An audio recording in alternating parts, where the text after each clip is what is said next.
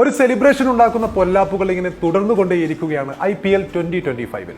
ദിഗ്വേഷ് രാത്തി എന്നാണ് ആ വിവാദ നായകന്റെ അല്ലെങ്കിൽ ആ ഒരു നായകന്റെ അങ്ങനെ ഒരു സെലിബ്രേഷൻ കൊണ്ട്, ഒരു ഐക്കോണിക് സെലിബ്രേഷൻ കൊണ്ട് ഇപ്പോൾ ഇന്ത്യൻ ക്രിക്കറ്റ് പ്രേമികളെ അല്ലെങ്കിൽ ലോക ക്രിക്കറ്റ് പ്രേമികളെ ഇങ്ങനെ കൺഫ്യൂഷനിൽ നിർത്തുന്ന താരം ദിഗ്വേഷ് രാത്തി. അദ്ദേഹം തന്റെ IPL-ൽ ആദ്യ ടൂർണമെന്റാണ്, ആദ്യ IPL ആണ് അദ്ദേഹം ഈ ഒരു വർഷം കളിച്ചുകൊണ്ടിരിക്കുന്നത്. 30 ലക്ഷം രൂപയ്ക്കാണ്, അടിസ്ഥാന തുകയായ 30 ലക്ഷം രൂപയ്ക്കാണ് ദിഗ്വേഷ് രാത്തി എന്ന താരത്തെ ലക്നൗ സൂപ്പർ ജയൻസ് അവരുടെ ടീമിലേക്ക് വിളിച്ചെടുത്തത്. ദിഗ്വേഷ് രാത്തി എന്ന് പറയുമ്പോൾ അദ്ദേഹം തന്റെ ആദ്യ IPL തന്നെ 2 മത്സരങ്ങൾ ഇതിനു മുമ്പ് കളിച്ചു. 3ാമത്തെ മത്സരം ഈ കളിയിൽ അദ്ദേഹം പൂർത്തിയാക്കിയപ്പോഴേക്കും മറ്റൊരു രീതിയിൽ അദ്ദേഹം അറിയപ്പെട്ടുകൊണ്ടിരിക്കുകയാണ്. അദ്ദേഹത്തിന്റെ സെലിബ്രേഷൻ ഇപ്പോൾ വലിയ രീതിയിൽ ചർച്ചയായിക്കൊണ്ടിരിക്കുകയാണ്. ആദ്യ മത്സരത്തിൽ പ്രിയാൻഷ് ആര്യയെ പുറത്താക്കിയതിനു ശേഷം അദ്ദേഹം നോട്ട്ബുക്കിൽ ഇങ്ങനെ കുറിച്ചുകൊണ്ട്, ആ താരത്തിന്റെ അടുത്തെത്തിക്കൊണ്ട് നോട്ട്ബുക്കിൽ എന്തൊക്കെയോ കുറിക്കുന്നു. അതിനുശേഷം താളുകൾ മറിച്ചുകൊണ്ടുള്ള ഒരു സെലിബ്രേഷനാണ് അദ്ദേഹം കാഴ്ചവെച്ചത്. നമുക്കറിയാം, ഇങ്ങനെ ഒരു സെലിബ്രേഷൻ നമ്മൾ മുമ്പ് കണ്ടിട്ടുണ്ട്. കെസ്രിക് വില്യംസ് എന്ന വിൻഡീസ് താരം വിരാട് കോഹ്ലിയെ പുറത്താക്കിയതിനു ശേഷം ഇങ്ങനൊരു സെലിബ്രേഷൻ 2017-ൽ ഇങ്ങനൊരു സെലിബ്രേഷൻ നടത്തിയ നമ്മൾ കണ്ടിട്ടുണ്ട്. വിരാട് കോഹ്ലി അതിനുശേഷം 2 വർഷത്തിന് ശേഷം 2019-ൽ തിരിച്ചും ഇതേപോലെ കെസ്രിക് വില്യംസിനെ സിക്സറിന് പറത്തിക്കൊണ്ട് ഇങ്ങനെ നോട്ട്ബുക്കിൽ കുറിക്കുന്നത് പോലെ കയ്യിൽ ഇങ്ങനെ കുറിക്കുന്നു, അതിനുശേഷം താളുകൾ മറിക്കുന്നു. എന്നിട്ട് അങ്ങനെ ഒരു സെലിബ്രേഷൻ, നോട്ട്ബുക്ക് സെലിബ്രേഷൻ അദ്ദേഹം തിരിച്ചും കൊടുത്തത് നമ്മൾ കണ്ടിട്ടുണ്ട്.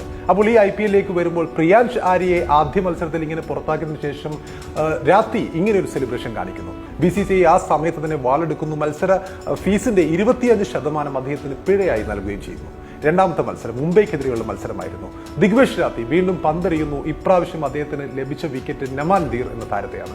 നമാൻ ധീറിനെ പുറത്താക്കിയതിനു ശേഷം വീണ്ടും, പക്ഷേ കഴിഞ്ഞ മത്സരത്തിന്റെ അത്രയൊന്നും ആവേശമില്ലാതെ, കഴിഞ്ഞ മത്സരത്തിൽ ബാറ്റ്സ്മാന്റെ അടുത്ത് ചെന്നുകൊണ്ടായിരുന്നു അദ്ദേഹം ഇങ്ങനെ ഒപ്പിട്ടുകൊണ്ടുള്ള നോട്ട്ബുക്ക് സെലിബ്രേഷൻ കാഴ്ചവെച്ചതെങ്കിൽ ഇപ്രാവശ്യം കുറച്ചുകൂടി സൈലന്റായി ബാറ്റ്സ്മാൻ അങ്ങ് പോയി കഴിഞ്ഞതിനു ശേഷം അദ്ദേഹം പതിയെ തന്റെ കയ്യിൽ ഇങ്ങനെ നോട്ട്ബുക്ക് സ്റ്റൈലിൽ അദ്ദേഹം അതിൽ ഒപ്പിടുന്നു, താളുകൾ മറിക്കുന്നു. ആ ഒരു സെലിബ്രേഷൻ വീണ്ടും ആവർത്തിക്കുന്നു. BCCI ഇടപെടുന്നു. 50% പിഴ അദ്ദേഹത്തിന് ചുമത്തുന്നു. അപ്പോൾ 2 മത്സരങ്ങളിൽ നിന്നും ഇത്രയധികം തുക അദ്ദേഹത്തിന് പിഴ ലഭിക്കുന്നു. BCCI താക്കീത് നൽകുന്നു. ഇനിയും ഇത് ആവർത്തിക്കുകയാണെങ്കിൽ താങ്കൾക്ക് ഡീമെറിറ്റ് പോയിന്റ് ഉണ്ടാവും, അതിനുശേഷം ബാൻ ഉണ്ടാവാൻ സാധ്യതയുണ്ട് എന്ന് പറഞ്ഞുകൊണ്ട് ആവർത്തിക്കുന്നു.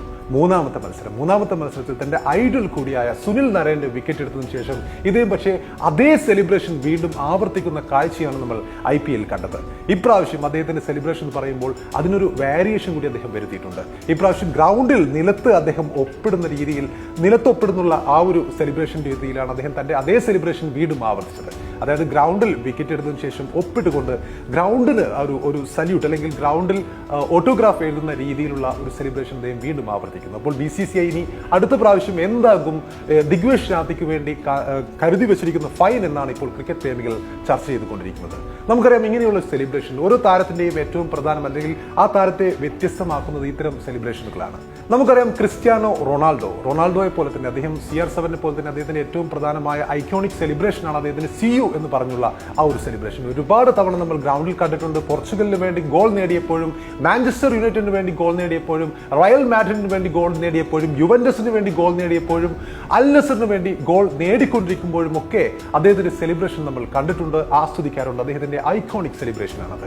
അതുപോലെ ലയണൽ മെസ്സിയുടെ ആ ഒരു സെലിബ്രേഷൻ, അതും നമ്മൾ വളരെയധികം ആഘോഷിച്ചിട്ടുണ്ട്. അല്ലെങ്കിൽ അത് ലയണൽ മെസ്സിയുടെ മാത്രം സെലിബ്രേഷനാണ് എന്ന രീതിയിൽ നമ്മൾ കൊണ്ടാടിയിട്ടുണ്ട്. അതുപോലെ എംബാപ്പയുടെ ആ ഒരു സെലിബ്രേഷൻ, അങ്ങനെ ഒരുപാട് ഫുട്ബോൾ താരങ്ങളുടെ സെലിബ്രേഷൻ ഒക്കെയും, തിയറി ഒൻറിയുടെ സെലിബ്രേഷൻ, അങ്ങനെ പലരുടെയും സെലിബ്രേഷൻ നമ്മൾ ആഘോഷിച്ചിട്ടുണ്ട്. അല്ലെങ്കിൽ അതവരുടെ ഐക്കോണിക് സെലിബ്രേഷനായി നമ്മൾ അങ്ങ് അംഗീകരിച്ചു കൊടുത്തിട്ടുണ്ട്. ക്രിക്കറ്റിൽ തന്നെ ഇങ്ങനെ ഒരുപാട് സെലിബ്രേഷൻ നമ്മൾ പലപ്പോഴായി കണ്ടിട്ടുണ്ട്. ഷോയിബ് അക്തറിന്റെ വിക്കറ്റ് എടുത്തതിനു ശേഷമുള്ള അദ്ദേഹത്തിന്റെ ആ ഒരു ഓട്ടം നമ്മൾ കണ്ടിട്ടുണ്ട്. ഷൈൻ ബോണിന്റെ ആ ഒരു വിക്കറ്റ് എടുത്തതിനു ശേഷമുള്ള ആവേശം നമ്മൾ കണ്ടിട്ടുണ്ട്. ബ്രെറ്റ്ലിയുടെ ബോൾഡ് ആക്കിയതിനു ശേഷമുള്ള ആവേശം നമ്മൾ കണ്ടിട്ടുണ്ട്. പാകിസ്ഥാന്റെ ഹസൻ അലി ഇതേപോലെ വിക്കറ്റ് എടുക്കുമ്പോഴുള്ള അദ്ദേഹത്തിന്റെ ആവേശം നമ്മൾ കണ്ടിട്ടുണ്ട്. പലപ്പോഴും പല താരങ്ങളുടെയും ഇതേപോലുള്ള സെലിബ്രേഷൻ നമ്മൾ കണ്ടിട്ടുണ്ട്. ഇതുപോലെ പെട്ടെന്ന് ഓർമ്മ വരുന്ന മറ്റൊരു സെലിബ്രേഷൻ ഷെൽട്ടൺ കോട്രലിന്റെ ആ ഒരു സല്യൂട്ട് സെലിബ്രേഷൻ ആണ്. വിൻഡീസിന്റെ താരമായ അദ്ദേഹം കഴിഞ്ഞ 2021 ലോകകപ്പിന്റെ സമയത്തൊക്കെ ഇങ്ങനെ സല്യൂട്ട് സെലിബ്രേഷൻ, വിക്കറ്റ് എടുത്തതിനു ശേഷം സല്യൂട്ട് സെലിബ്രേഷൻ നടത്തും നമ്മൾ കണ്ടിട്ടുണ്ട്. അദ്ദേഹം ഒരു മുൻ പട്ടാളക്കാരനായിരുന്നു എന്നുള്ളത് നമ്മൾ ഇവിടെ മറക്കാൻ കഴിയില്ല. IPL-ൽ തന്നെ ഒരുപാട് താരങ്ങളുടെ സെലിബ്രേഷൻ നമ്മൾ ആഘോഷിക്കാറുണ്ട്. വിരാട് കോഹ്ലിയുടെയും സിറാജിനെയും ഒക്കെ സെലിബ്രേഷൻ നമ്മൾ അതിനൊന്നും വലിയ പ്രശ്നമില്ല എന്നുള്ള രീതിയിൽ നമ്മൾ ആഘോഷിക്കാറുണ്ട്, അതങ്ങ് അംഗീകരിച്ചു കൊടുക്കാറുണ്ട്. എന്തുകൊണ്ട് ദിഗ്വേഷ് രാത്തിയുടെയും ഈ സെലിബ്രേഷൻ നമുക്ക് അംഗീകരിച്ചു കൂടാ എന്നുള്ളതാണ് ഏറ്റവും പ്രധാനപ്പെട്ട ചോദ്യം. ആദ്യ മത്സരത്തിലെ ദിഗ്വേഷ് രാത്തിയുടെ സെലിബ്രേഷൻ കുറച്ച് കടന്നുപോയി എന്നുള്ള ചർച്ചകൾ ഒരുപാടുണ്ട്. അതിനെ അംഗീകരിച്ചു കൊണ്ടാണെങ്കിൽ കൂടിയും അടുത്ത മത്സരങ്ങളിൽ അദ്ദേഹം തന്റെ സെലിബ്രേഷന് ഒരുപാട് മോഡിഫിക്കേഷൻ വരുത്തിയിട്ടുണ്ട്. ബാറ്റ്സ്മാനോ അല്ലെങ്കിൽ മറ്റാർക്കെങ്കിലുമോ ഒരു ബുദ്ധിമുട്ടും ഇല്ലാതെ, ആരെയും ബുദ്ധിമുട്ടിക്കാതെയുള്ള ഒരു സെലിബ്രേഷൻ ആയിരുന്നു 2ാമത്തെ മത്സരത്തിൽ അദ്ദേഹം വളരെ നാച്ചുറൽ ആയിട്ട് വരുന്ന രീതിയിലുള്ള ഒരു സെലിബ്രേഷനാണ് അദ്ദേഹം ഈ ഒപ്പിടുന്ന രീതിയിൽ അദ്ദേഹം കാഴ്ചവെച്ചത്. മൂന്നാമത്തെ മത്സരത്തിലാവട്ടെ ഒരാൾക്ക് പോലും ബുദ്ധിമുട്ടിക്കാതെ അദ്ദേഹം നിലത്ത് കൈകുത്തിയിട്ടാണ് ഈ ഒരു ഒപ്പിടുന്ന ഓട്ടോഗ്രാഫ് ഇടുന്ന ആ ഒരു സെലിബ്രേഷൻ, നോട്ട്ബുക്ക് സെലിബ്രേഷൻ ആവർത്തിക്കുന്നത്. അപ്പോൾ ഈ ഒരു സെലിബ്രേഷൻ എന്താവും ഇതിന്റെ ഭാവി എന്നുള്ളതും ഏറ്റവും പ്രധാനപ്പെട്ട കാര്യമാണ്. BCCI എന്താവും ദിഗ്വേഷ് രാത്തി എന്ന ഈ താരത്തിന് അടുത്ത മത്സരത്തിൽ കാത്തുവെച്ചിരിക്കുന്ന ഫൈൻ എന്നുള്ളതും പ്രധാനപ്പെട്ട ചർച്ചാ വിഷയമാണ്. എങ്കിൽ കൂടിയും ഈ ഒരു സെലിബ്രേഷൻ ഒരു ഐക്കോണിക് സെലിബ്രേഷൻ എന്ന രീതിയിൽ അംഗീകരിച്ചു കൊടുക്കാവുന്നതാണ് എന്ന് തന്നെയാണ് ക്രിക്കറ്റ് പ്രേമികളിൽ പലരുടെയും അഭിപ്രായം എന്നുള്ളതും പ്രധാനമാണ്.